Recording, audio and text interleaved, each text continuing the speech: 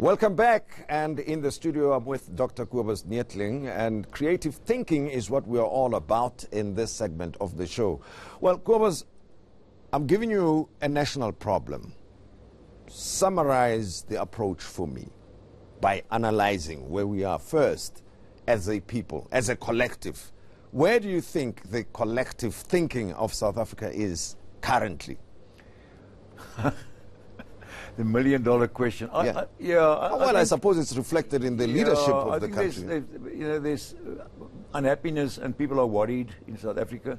We have a model that we say that you're below the line, and we need to get above that line, and the ways to get there. With this, nothing that's impossible. I think South Africans, the essence of escaping this is to understand that it can be escaped. There's no, it's not anchored, a permanent anchor here. But I think at the moment we're stuck in that we're afraid to move on. And you can have all the visions out there, and you can say that is where we're going and that's what we're planning. But to do that, you need creative thinking. And the other thing you need the courage to do that. You see, otherwise, courage needs to be developed in South Africa in the same way that we develop our creativity. And they both can grow. I've done a lot of work on courage. And what I've seen is that if your creativity will not happen, you can make all the announcements in Parliament, you can do all those things and so on. It will not happen if you don't have the courage, plus the creativity, but if you don't have the courage to make it happen. So I would plea to all South Africans, look at your courage. If you wake up in the morning and your courage is not at least 8 or 9 out of 10, ask yourself, how can I get my courage back? Because that is what we're suffering from. We, as South Africans, have a lack of courage at the moment. All right, let's take this into the education space, right? You said children up to 3 are 98% creatively superior. Super creative. Absolutely. And then that diminishes as they grow older. And I suspect it's not only the immediate environment, but it's also the education system, right? So how do you apply creative thinking in a learning environment, in a schooling environment? How should teachers teach? And how should children be encouraged to learn, you think? Let me give you an example of a child of 10 months. If you put a child of 10 months down on this floor, the one thing you know about this child, you cannot predict what this child will do. And it's interesting, you are unpredictable. Many of our sporting teams are not, they're always predictable. That's why they get beaten. So if you put the child down, the child can go anywhere, and it will go anywhere. Eventually that child will land up there on the edges, which says to me, we're actually born to probe the edges. But what do mothers do? Mothers will pick up the child and bring the child back to the middle. The child will go again. You're the natural human being, the spontaneous human will probe, will find out. Mother brings back, because no one taught the mother that you must nurture that and not box it. And then later on, the mother will have cushions around the child. Why does the mother do that? It's because it's easy to manage if you're inside this circle here and difficult out there. And that then is perpetuated. I mentioned coloring the book inside the lines, sitting in the classroom, one answer, and so on. And you get rewarded for that. I would say that for me, every teacher should be trained from scratch how to teach with their whole brain. Every teacher. Because the moment you begin to understand that in that classroom, they're left and right brain dominant in your class, you've got to teach and reach all of them. Not difficult. It's very simple and easy to train teachers to be able to do that. That to me is the beginning, that they can probe their whole brain and not only have one answer, let them discuss, let them probe other possibilities. Am I clever or am I stupid? One of the books that you published. A lot of people, children, young people, give themselves feedback that they are not that smart, and they compare themselves to others.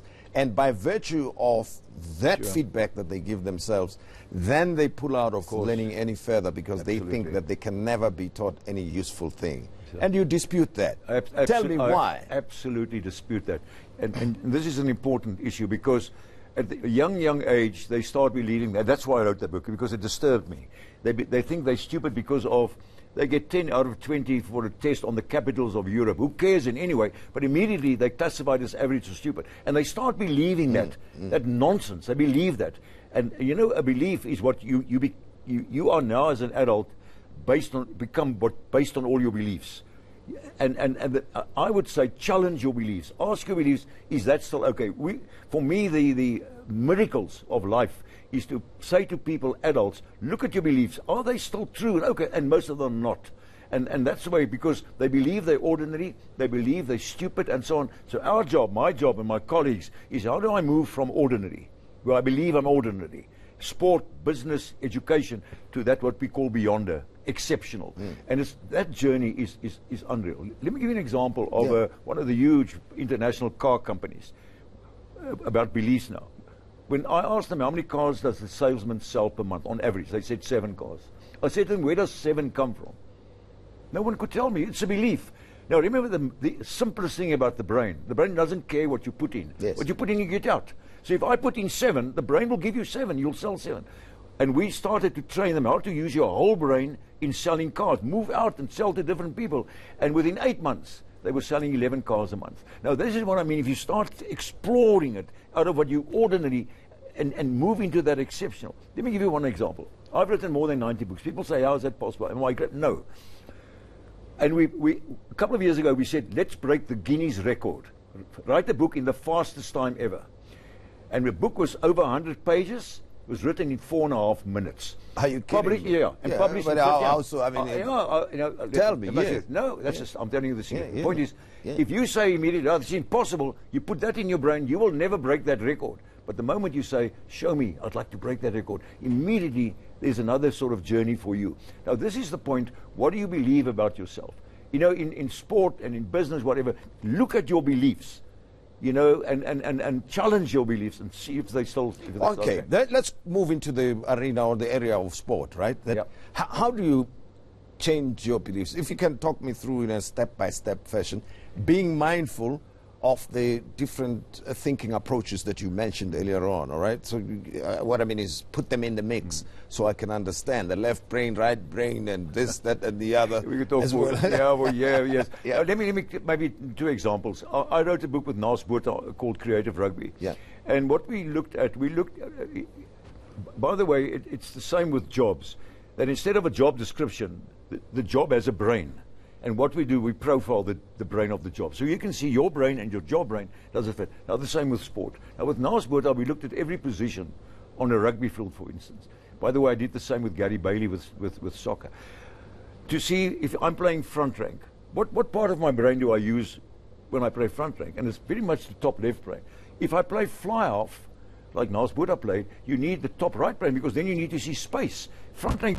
So we looked at that. Why are you training the body like we should train? But in 2018, I think you should understand the mind plays a massive role in sport and so on. So train the part of the brain that is required for the position that you play in sport. Well, let's talk of developing a winning mindset, right? And I think many CEOs, organizations will be very keen to understand how you develop a winning mindset in the context of an organization from the leader downwards. What do you need in a leader who wants his organization to succeed? And again, a critical question, because remember that to function, the company, your business needs to function 8-dimensionally. You don't have to as a leader, but you might make sure that all those dimensions... mention those dimensions. Dimensions, again, is the sort of realist. You need to have good information, and you need to have people that deal with information. You need to have people that can analyze, dig deeper, solve problems. You need people to look at the values of the company. You need people to be able to organize. They are different parts of the organization. Then you need people who build relationship and so on. And then you need the strategists. Interesting, if you're a leader, you need to be very strong there in the R1 brain because you create new futures. If you don't use that part of the brain, you'll be making yesterday better. So understand that all the dimensions must be covered in your business. And you must understand that and understand where is it lacking, because if you don't pick it up, that's going to come back in the company and it's going to haunt you. So you need to be an 8-dimensional leader and make sure that you've got the right people in all these dimensions. So profile the jobs and see if they cover all these dimensions. Let's stay with the view or the role of a strategist, the leader of the business. What approach do you need to adopt if you are a strategist?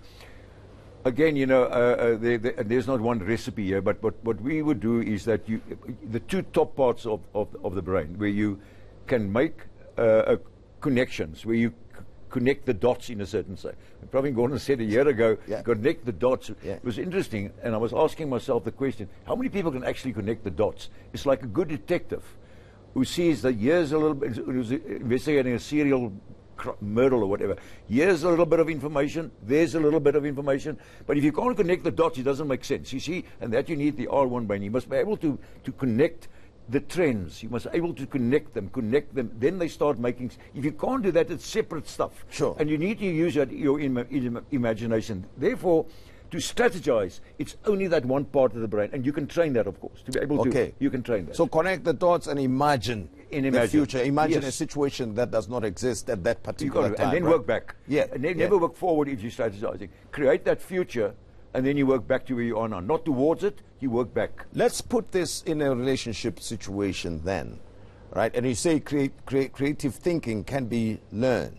Can be learned and be taught. And you can apply it following that, right? Decades we've done that. Okay, in a relationship situation, how would that help you? What is it that you need to learn and understand?